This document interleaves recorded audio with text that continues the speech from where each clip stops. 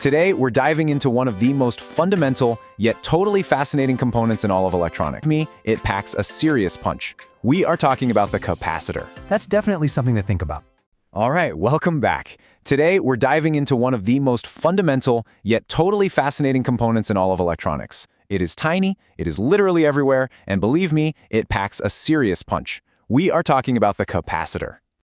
I mean, really think about it for a second. Your camera's battery, it's designed to trickle out power slowly, over a few hours. So how in the world does it suddenly unleash a blast of light so intense it can light up an entire room in a split second? It kind of seems impossible, right? But the answer lies in this brilliant little device. And here it is, the hero of our story, the capacitor. Now, its whole job isn't to create energy. Instead, it acts like a tiny rechargeable battery that can charge up and then discharge almost instantaneously. It is the secret sauce behind that blinding camera flash, and, as you'll see, so much more. So, how does this little component work its magic? Well, when you strip it all down, a capacitor is surprisingly simple. The best way to think about it is like a special kind of electrical sandwich with just 3 main layers.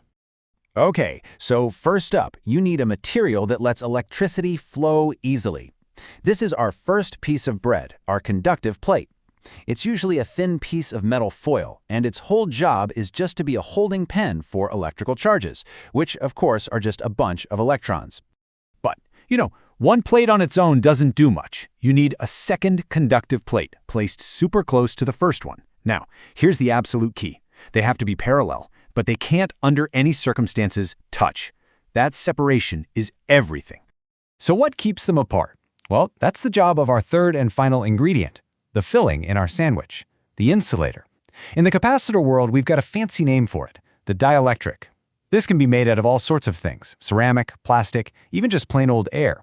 Its only mission is to act as a barrier and stop those electrons from jumping from one plate straight to the other. And that's it. Seriously, 2 conductive plates separated by an insulator. That is the entire recipe for a basic capacitor. This incredibly simple 3-layer structure is what lets it pull off its amazing energy-storing feat. Now, to really get how this electrical sandwich actually stores energy, let's use a really great analogy. I want you to picture a water tank that's been split right down the middle into 2 chambers by a flexible rubber membrane. In our little thought experiment here, the parts map onto each other perfectly. Each of those conductive plates, that's like one of the water chambers. The dielectric, that insulator in the middle, well, that's our stretchy rubber membrane. And the electrical pressure, which we call voltage, is just like the water pressure. All right, you ready? Let's walk through this whole cycle. To start, everything's neutral, balanced. The water is level, the membrane is relaxed. Now, we start charging it with a battery. This is like a pump forcing water into one chamber. The electrons pile up on one plate, and as they do, that dielectric membrane stretches and stretches, storing up all that potential energy. That's our stored charge. Then, when we need the power, we complete the circuit. It's like opening a valve. Whoosh! The membrane snaps back, releasing a powerful sudden burst of water, or in our capacitor's case, a sudden burst of electrons. And that, boom, is your camera flash. And this quote right here just nails the core concept. The energy isn't really in the electrons themselves. It's in the tension created across that insulator. It's stored in an invisible but incredibly powerful electric field, just sitting there, waiting to be unleashed. So now that we've got the how, let's talk about the why. This incredible ability to store and then rapidly release energy makes a capacitor one of the most versatile and absolutely essential components in all of modern electronics. It is a true unsung hero.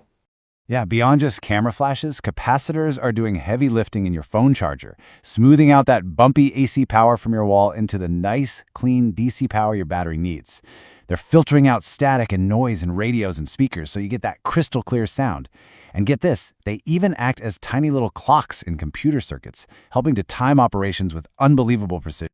So, this storage ability, it's called capacitance, and we measure it in a unit called the farad, named after the brilliant scientist Michael Faraday. Now, 1 farad is actually a massive amount of capacitance. So big, in fact, that most of the capacitors you'll ever actually see in devices are measured in tiny, tiny fractions of 1, like microfarads or even picofarads. When you boil it all down, this simple device is just a master of energy management.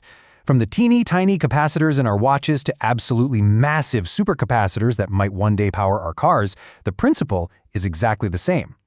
And that leaves us with a really fascinating question to chew on.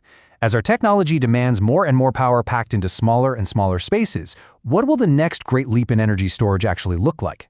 That's definitely something to think about.